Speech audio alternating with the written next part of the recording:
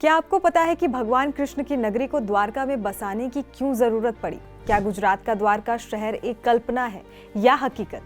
आज हम आपको रहस्य और रोमांच से भरे द्वारका शहर के अंदर ले चलेंगे, इसके इतिहास को खंगालेंगे और ये भी बताएंगे कि किसके श्राप से एक जीता जागता शहर समुद्र में समा गया। इस शहर के अवशेष कहाँ पड़े हैं, उस जगह का नाम क्या है? नमस्कार, आप देख रहे हैं दैनिक जागरण और मैं हूँ इस शो की होस्ट जया तिवारी। हाल ही में प्रधानमंत्री मोदी गुजरात के तट के पास समुद्र में समाई द्वारका के अवशेष देखे हैं। जी हाँ, वही द्वारका नगरी जिसे भगवान श्री कृष्ण ने जरासंध के हमलों से बचाने के लिए बसाया था। मोदी ने बताया कि जब उन्होंने उस प्राचीन शहर को स्पर्श किया तो भव्य भारत की तस्वीर उनके आंखों में घूम गई। आज हम आपको उसी द्वारका की कहानी बताएंगे और ये भी बताएंगे कि भगवान श्री कृष्ण का ये भव्य नगर समुद्र में कैसे समा गया। तो चलिए वीडियो की शुरुआत करते हैं। आज से करीब 9000 साल पहले पृथ्वी पर एक राजा हुआ करते थे जिनका नाम था यताति। इनके 5 पुत्र थे। इनके नाम थे यदु, पुरु, तुर्वसु, अनु और द्रहु। इन 5 पुत्रों के अपने अलग अलग राजवंश थे। इन राजवंशों को वेदों में पंचनद कहा जाता है। इन राजवंशों के नाम इन राजाओं के नाम से पड़े थे। यदु के नाम से यदुवंश की स्थापना हुई थी जिससे भगवान कृष्ण संबंधित थे। पुरु से पौरव वंश की स्थापना हुई थी। तुर्वसु से यवन, द्रहु से भोज और अनु से मलेच्छ राजवंश की स्थापना हुई थी। इन 5 राजवंश के लोगों ने मिलकर कई युद्ध लड़े थे जिनमें से दशराग्य और महाभारत का युद्ध प्रसिद्ध है। दशराग्य युद्ध का वर्णन एनसीईआरटी के वैदिक इतिहास में भी देखने को मिलता है। हमें ये सब जानकारी वेदों से मिलती है। महाराजा यताति ने अपने ज्येष्ठ पुत्र यदु को आज के गुजरात का इलाका दिया था। यदु वंश में एक राजा हुए थे रैवतक, जिन्होंने गुजरात के तट के पास कुशस्थली नाम के एक शहर को बसाया था। इसके इतिहास को लेकर कुछ खास दस्तावेज फिलहाल मौजूद नहीं है। कहा जाता है कि किसी कारणवश ये शहर वीरान हो गया और इसी शहर के खंडहरों के ऊपर भगवान श्री कृष्ण ने द्वारका को बसाया था। अब बात करते हैं द्वारका की। कहा जाता है कि द्वारका शहर के आसपास बहुत बड़ी बड़ी दीवारें थी जिनमें आने जाने के लिए सैकड़ों दरवाजे थे और इसी के चलते इस शहर का नाम द्वारका रखा गया। अब सवाल उठता है कि भगवान कृष्ण की ये उन्नत नगरी समंदर में कैसे समा गई। इस पर विद्वानों के कई मत। कई लोगों का कहना है कि गांधारी की श्राप की वजह से द्वारका का ये हाल हुआ था। कई लोग ये भी कहते हैं कि द्वारका पर एक अदृश्य गाज गिरी थी और कुछ लोग ये तक दावा करते हैं कि द्वारका पर एलियंस ने अटैक किया था। इसके अलावा विज्ञान ये कहता है कि उस दौरान समुद्र के कई हिस्सों में जहां बर्फ जमा थी वो हिस्से पिघल गए थे, जिसके कारण समुद्र के किनारे बसे दुनिया के कई शहर डूब गए थे। इनमें द्वारका और यूरोप का अटलांटिस शहर का नाम आता है।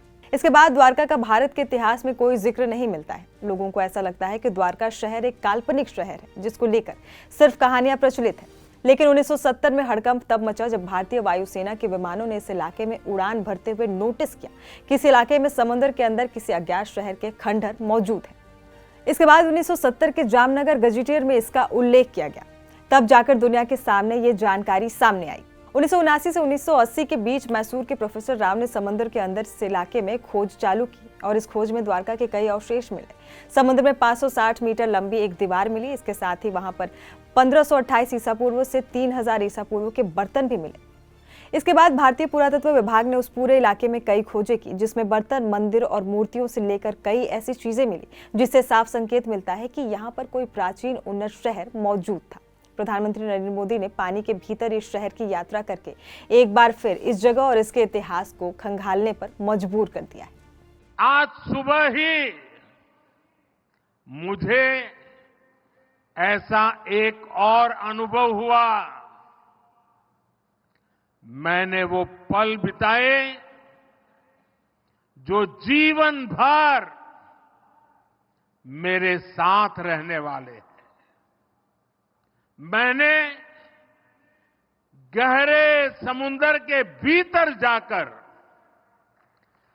प्राचीन द्वारिका जी के दर्शन किए।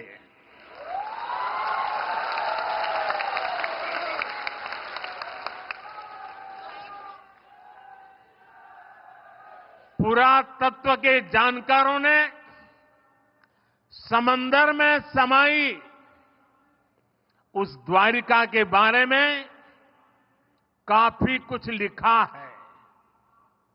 हमारे शास्त्रों में भी द्वारिका के बारे में कहा गया है, भविष्यति पुरी रम्या सद्वारा प्राज्ञ तोरणा चयाट्टलाकर केयूरा पृथिव्याम ककूदोपमा, अर्थात सुंदर द्वारों और ऊंचे भवनों वाली ये पुरी पृथ्वी पर शिखर जैसी होगी। कहते हैं भगवान विश्वकर्मा ने खुद इस द्वारिका नगरी का निर्माण किया था। द्वारका नगरी भारत में श्रेष्ठ नगर, उसका आयोजन, उसका विकास का एक उत्तम उदाहरण था। आज जब मैं गहरे समुद्र के भीतर द्वारिका जी के दर्शन कर रहा था तो मैं पुरातन वही भव्यता, वही दिव्यता मनोमन अनुभव कर रहा था। मैंने वहां भगवान श्री कृष्ण को, द्वारकाधीश को प्रणाम किया, उन्हें नमन किया। मैं अपने साथ मोर पंख भी ले कर गया था, जिसे मैंने प्रभु कृष्ण का स्मरण करते हुए वहां अर्पित किया। उम्मीद है इस वीडियो के जरिए आपको द्वारका से जुड़ी कई नई जानकारियां मिली होंगी। ऐसे ही देश दुनिया की तमाम खबरें देखने और जानने के लिए आप सब्सक्राइब कीजिए दैनिक जागरण के इस पेज को। आप हमें व्हाट्सएप पर फॉलो भी कर सकते हैं। नमस्कार।